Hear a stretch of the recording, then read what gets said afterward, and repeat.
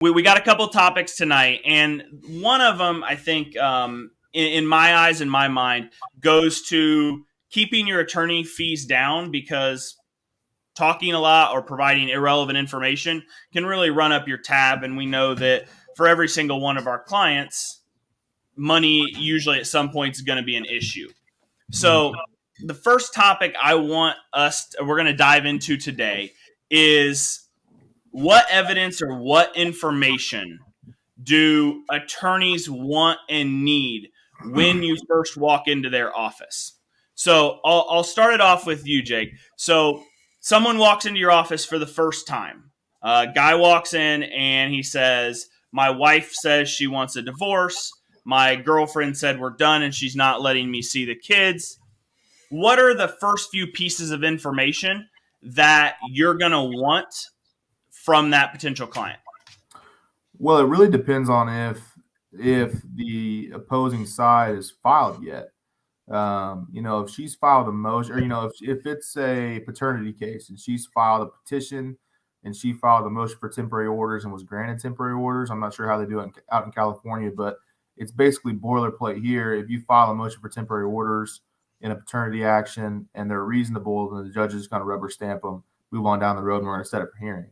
So if there's temporary orders against you, I want to know, one, what if you have a copy of those temporary orders, you should, because you should have gotten served. Two, it's going to include parenting and visitation time as well as possibly a child support figure. So I'm going to want to know income information for both parties. I'm going to want to know work schedules for both parties. I'm going to want to know parenting styles for both parties. Because, if it's a type of girl, if you guys broke up or whatever, and she's starting to go out and she's starting to, be back in the dating pool, then I want to know where the kid is, if it's her weekend, if it's her weeknight and she's out on a date night.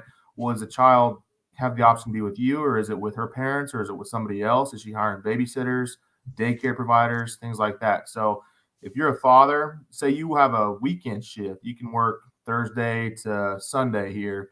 There's a lot of factory jobs in small town Kansas.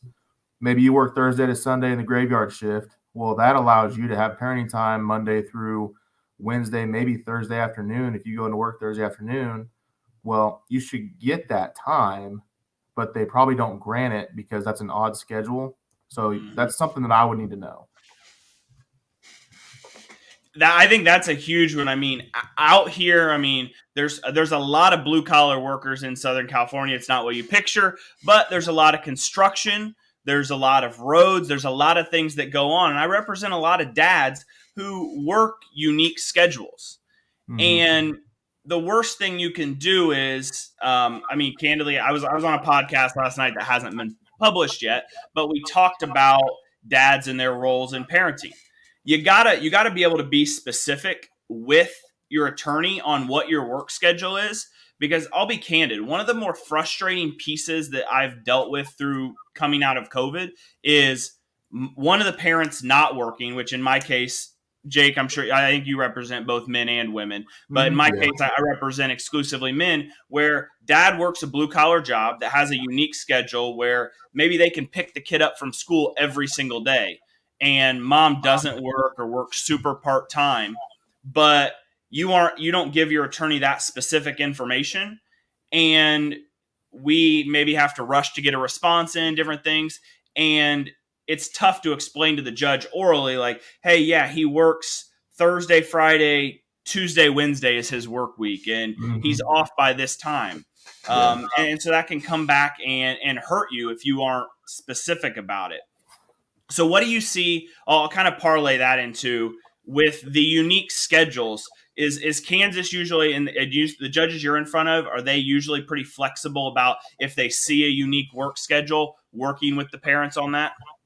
Yeah, if you push it, if you push it hard enough, and the judges like to see, as long as both parents are good parents, they like to see, each parent get as much time as possible. Say that you have a dad that works 6 to 3.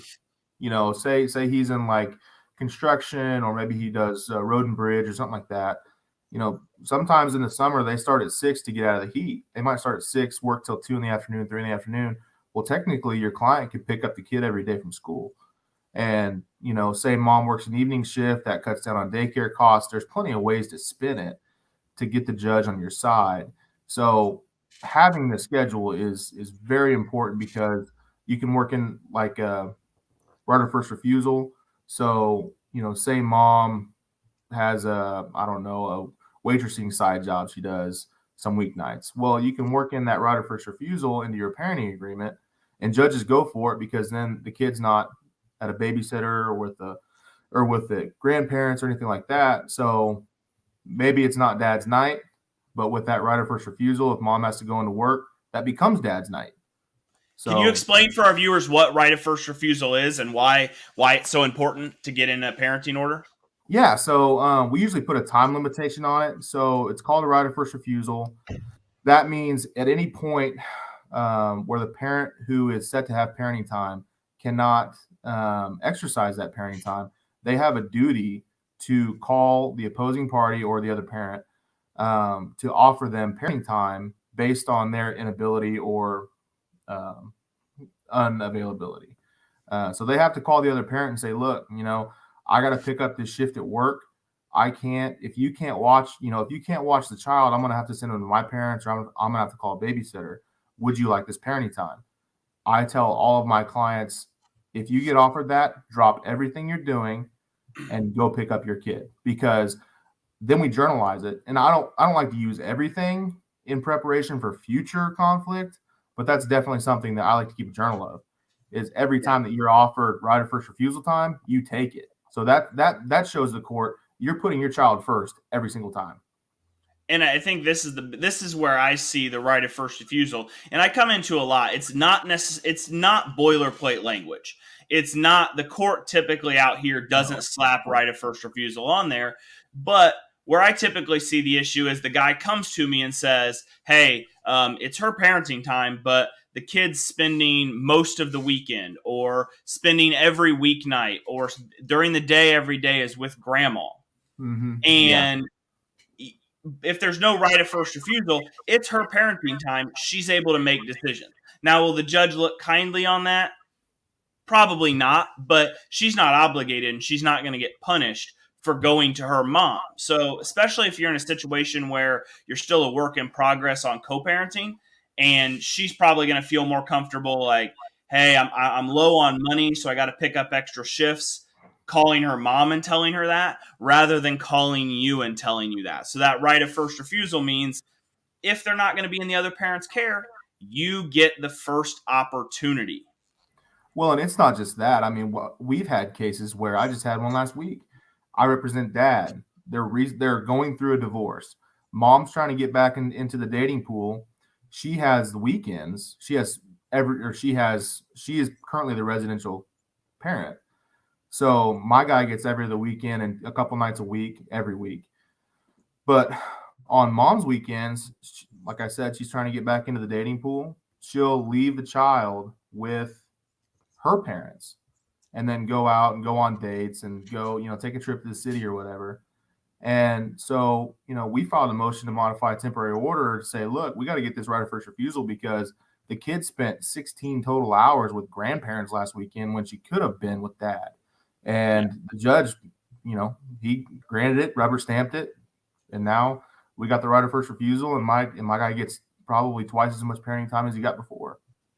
Yeah, definitely, definitely. And I mean, California, it's essentially, I've only had a few instances where if you ask for it and it's reasonable. So if you live an hour away from your co-parent, it may be challenging. It may be a situation where they're going to slap 8 or 10 hours. Typically, out here, if you live near your co-parent, it's 4 hours. So if parents not going to be able to exercise their parenting time for more than 4 hours, then they have to offer up that time to the co-parent. But if you live further away, a lot of times they'll put a longer period of time on it because it makes no sense to drive an hour if there's only going to be a couple hours of parenting time in that kind of situation.